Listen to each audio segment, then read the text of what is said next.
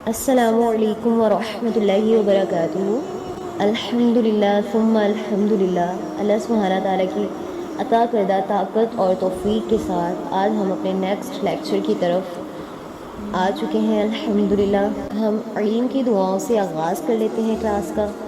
اعوذ باللہ من الشیطان الرجیم، بسم اللہ الرحمن الرحیم۔ رب اشرح لی صدری ویسر لی امری واحلل عقدۃ من لسانی یفقہوا قولی رب یسر ولا تعسر وتمم بالخیر رب زدنی علما۔ آج کی کلاس میں ہم دیکھیں گے وضو کی سنتیں، اور آج ہماری کلاس تھوڑی سی لمبی ہوگی اور آپ نے انشاءاللہ انہیں اچھے سے سننا ہے اس لیکچر کو اور عمل کرنا ہے، انشاءاللہ اپنی پریکٹیکل لائف میں فالو کرنا ہے۔ اللہ سبحانہ تعالیٰ ہمیں بہترین انداز میں سیکھنے والا، بہترین انداز میں سکھانے والا اور بہترین انداز میں عمل کرنے والا بنائے، آمین۔ سب سے پہلے ہے وضو گھر میں کیا جائے، ٹھیک ہے۔ ایک حدیث میں آتا ہے کہ رسول اللہ صلی اللہ علیہ وآلہ وسلم نے فرمایا، جو شخص اپنے گھر میں وضو کرتا ہے اور فرض نماز ادا کرنے کی خاطر مسجد کی طرف چل کر جاتا ہے تو اس کے ایک قدم پر اس کی ایک غلطی مٹا دی جاتی ہے اور دوسرے پر اس کا ایک درجہ بلند کر دیا جاتا ہے، سبحان اللہ۔ مسلم نے اسے روایت کیا ہے۔ نمبر 2 ہے وضو سے پہلے بسم اللہ پڑھنا۔ نمبر 3 وضو کے شروع میں اپنی ہتھیلیوں کو 3 مرتبہ دھونا۔ نمبر 4 چہرہ دھونے سے پہلے کلی کرنا اور ناک میں پانی چڑھانا۔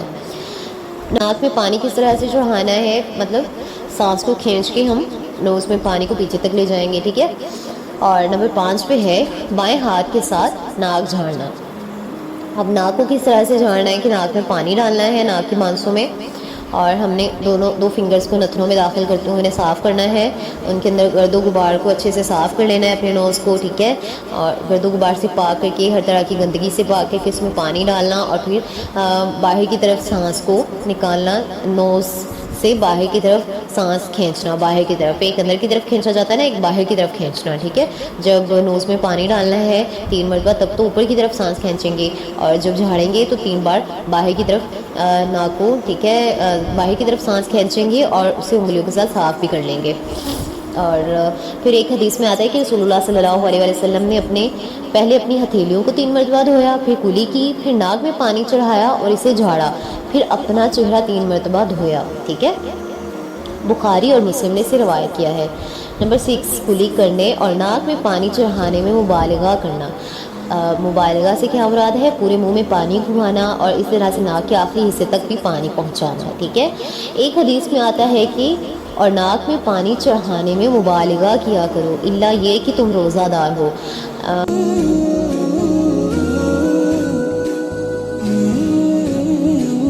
نمبر 7 ہے ایک ہی چلو سے کلی کرنا اور ناک میں پانی چڑھانا۔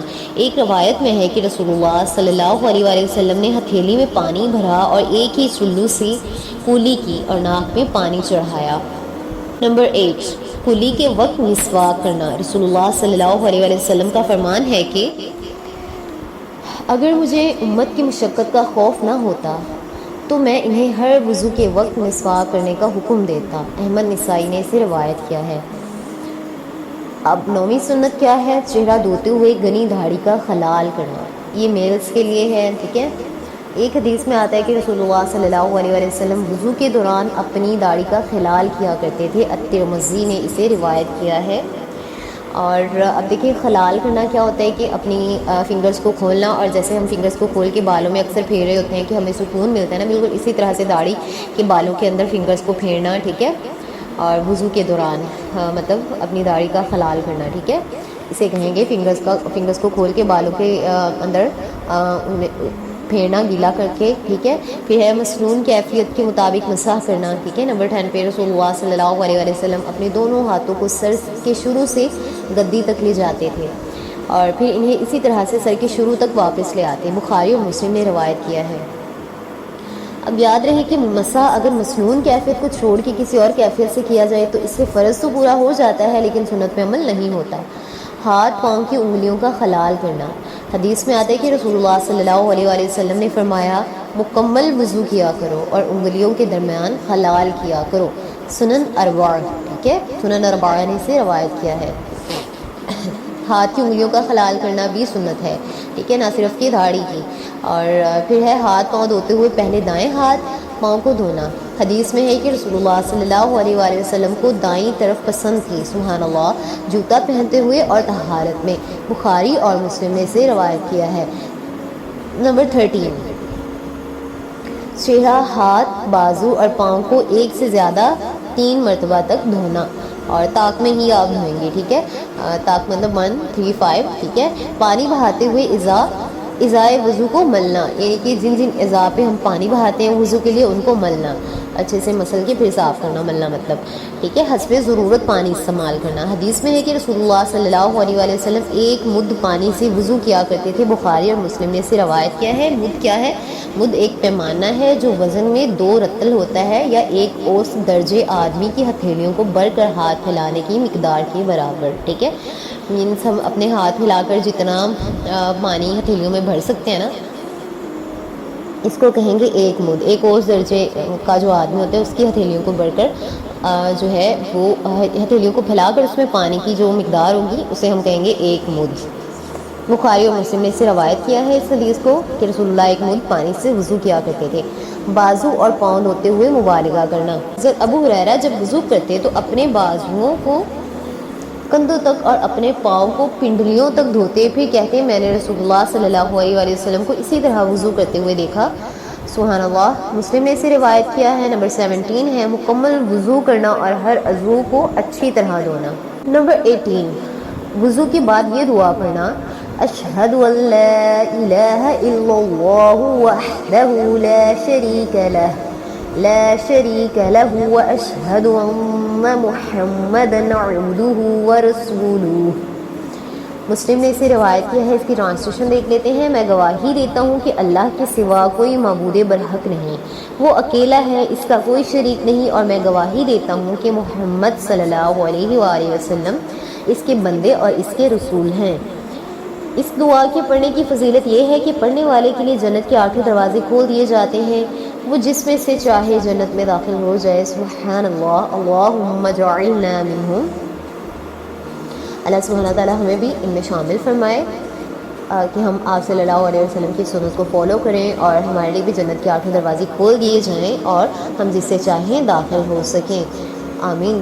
وضو کے بعد 2 رکعت نماز ادا کرنا۔ رسول اللہ صلی اللہ علیہ وآلہ وسلم کا ارشاد ہے، جو شخص میرے وضو کی طرح وضو کرے، یعنی جس طرح سے آپ نے اپنی سنتوں مطلب مسنون طریقے سے ہمیں طریقہ سکھا دیا الحمدللہ، اور پھر ہمیں یہ بھی کہہ دیا کہ دیکھیں آپ کے پاس یہ اپرچونٹی ہے کہ جو شخص میرے وضو کی طرح وضو کرے، پھر 2 رکعات نماز اس طرح سے ادا کرے کہ اس میں دنیاوی خیالات سے بچا رہے، یعنی اس میں کچھ سوچنا نہیں ہے، تو اس کے پچھلے گناہ معاف کر دیے جاتے ہیں۔ بخاری اور مسلم نے اسے روایت کیا ہے، سبحان اللہ۔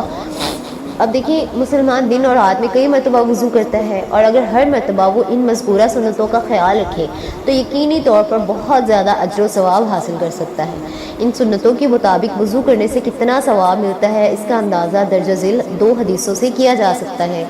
جو شخص اچھی طرح وضو کرے، اس کے گناہ اس کے جسم سے حتیٰ کہ اس کے ناخنوں کے نیچے سے نکل جاتے ہیں، سبحان اللہ۔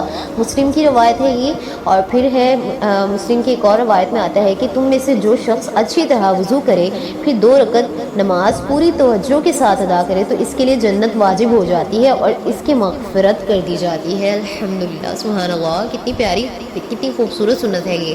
مسواک کے بارے میں آتا ہے کہ مسلمان کو دن اور رات میں کئی مرتبہ مسواک کرنا چاہیے۔ رسول اللہ کا ارشاد ہے، اگر مجھے اپنی امت کی مشقت کا اندیشہ نہ ہوتا تو میں نے ہر نماز کے وقت مسواک کرنے کا حکم دیتا، اور دن اور رات میں مجموعی طور پر 20 سے زیادہ مرتبہ مسواک کیا جا سکتا ہے۔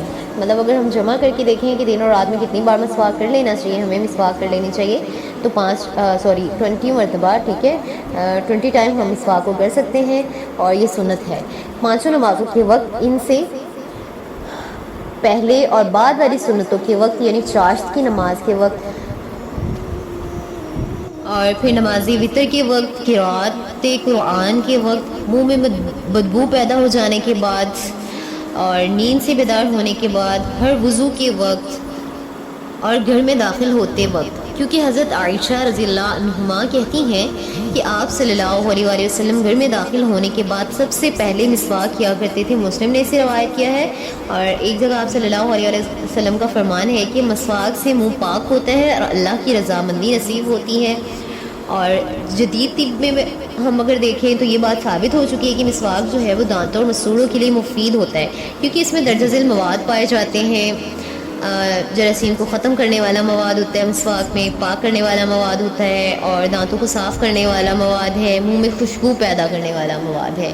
یہ جدید طب ہمیں بتاتی ہے. دیکھیں سبحان اللہ، اللہ سبحانہ تعالیٰ ہمیں ان سنتوں کو اچھے سے سیکھنے اور ان پہ عمل پیرا ہونے کی توفیق دیں. آمین. اور مجلس کے اختتام کی دعا پڑھ لیتے ہیں. سبحانک اللہم وبحمدک نشہد ان لا الہ الا انت نستغفرک ونتوب الیک.